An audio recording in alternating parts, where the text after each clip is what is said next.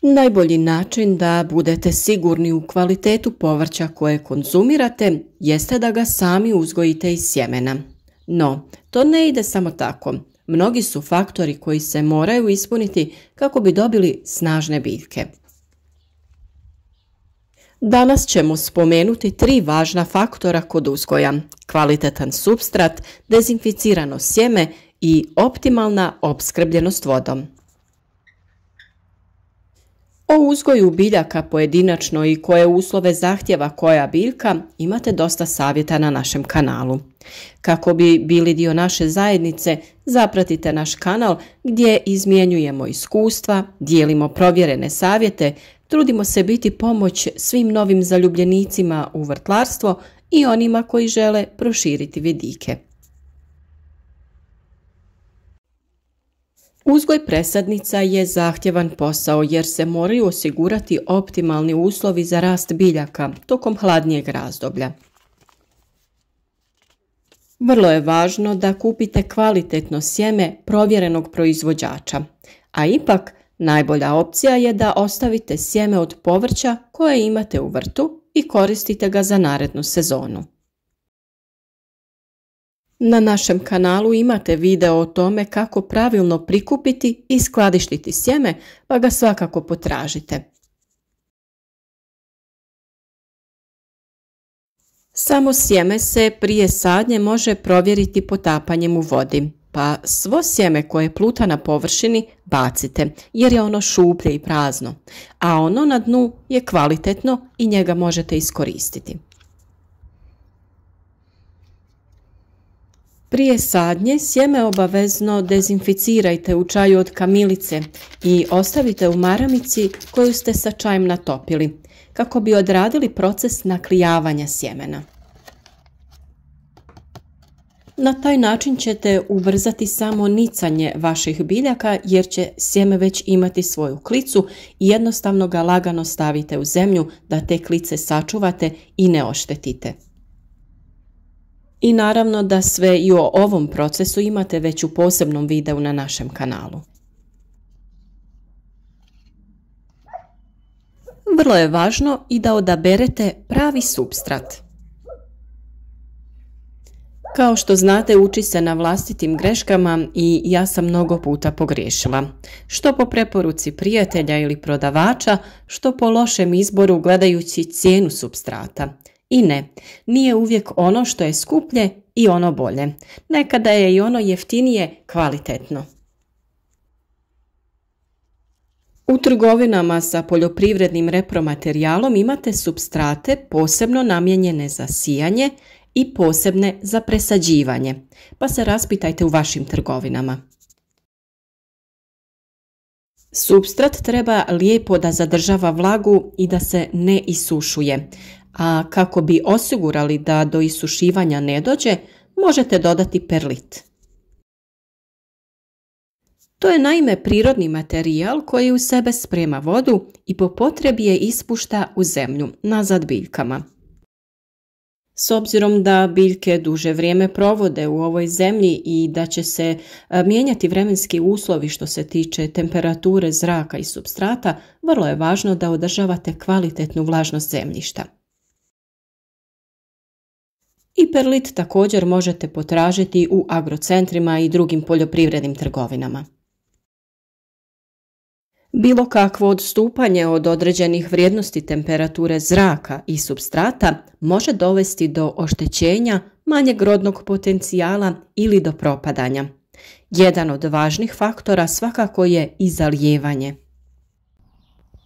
Nedavno smo sa vama podijelili i naš recept kako pripremiti vlastiti supstrat od samo nekoliko sastojaka koji su svima dostupni. Video možete potražiti na našem kanalu. Vjerujem da na ovaj način ne možete pogriješiti jer ćete napraviti ono što je biljkama potrebno za njihov početni rast i razvoj. Mlade biljke prolaze nekoliko faza razvoja, od sjetve do usjeva spremnog za sadnju. Nije ista količina vode potrebna posijanoj sjemenki, tek iznikloj biljci ili odnjegovanom rasadu. Da bi posijano sjeme počelo klijati i nicati, potrebno je osigurati vodu koja će ga potaknuti da bubri. Zbog toga se nakon sjetve pristupa zalijevanju. Temperatura vode za zalijevanje mora odgovarati temperaturi zraka i tla koju pojedina biljka zahtjeva. Vrlo je važno da temperature budu što ujednačenije kako bi biljka klijala u predviđenom vremenu. Najbolje je posudu sa sjemenom nakon zalijevanja prekriti folijom u cilju sprječavanja brzog isušivanja površinskog sloja supstrata, jer će folija osigurati ujednačenu vlažnost. A na našem kanalu imate video kako da pripremite klijalište u kojem ćete biljkama osigurati sve potrebne uslove koje one zahtijevaju. Vrlo je bitno da se sjemenke neće isušiti, a što može biti vrlo opasno u fazi klijanja i nicanja. Čim se primijeti pojava biljaka, folija se tada skida. Nije dobro da dođe do isušivanja supstrata, jer bi tada došlo do prekida ili zastoja u razvoju klice, te na kraju i do propadanja usjeva. U periodu od sjetve do nicanja trebalo bi obratiti pažnju da nema previše vode, jer to također može dovesti do truljenja. Suvišna vlaga u supstratu može biti okidač za pojavu niza oboljenja koja dovode do propadanja mladog rasada. Kao što sam rekla, 3 važna faktora koja će spriječiti to propadanje rasada su kvalitetan supstrat, kvalitetno i dezinficirano sjeme i optimalna opskrbljenost vodom. No osim ova 3 uslova na pojavu bolesti djelovati će i temperatura zraka i supstrata, vlažnost zraka te ishrana biljnim hranjivima. Nakon nicanja mlade presadnice najbolje je zalijevati u jutarnjim satima. Razlog tome je što će se do večeri tretirana površina osušiti kao i površina supstrata. Na taj način smanjiti će se mogućnost zaraze i bolesti.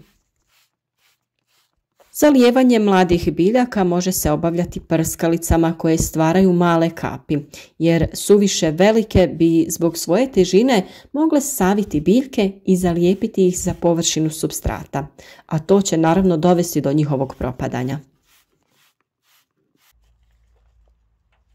Nakon što biljke izniknu i malo narastu, način zalijevanja se mijenja, jer se listovi ne smiju previše močiti. Za neke vrste povrća, to jest za mnoge, bolje je kada se navodnjavanje obavlja preko korijena. Na taj način će se izbjeći vlaženje listova. Takav je slučaj najviše sa paradajzom i patliđanom. Voda koja se koristi za ove svrhe može biti različitog sastava i kvalitete. To će djelovati na učinkovitost i može izazvati određene posljedice. Najčešće hobi uzgajivači koriste vodu iz slavine, međutim, ona bi se prije upotrebe trebala filtrirati ili je barem ostaviti nekoliko dana da se slegne talog, jer ta voda sadrži sredstva za dezinfekciju i često ima visok sadržaj kalcija. Sve to će rezultirati narušavanjem strukture supstrata i imuniteta rasada.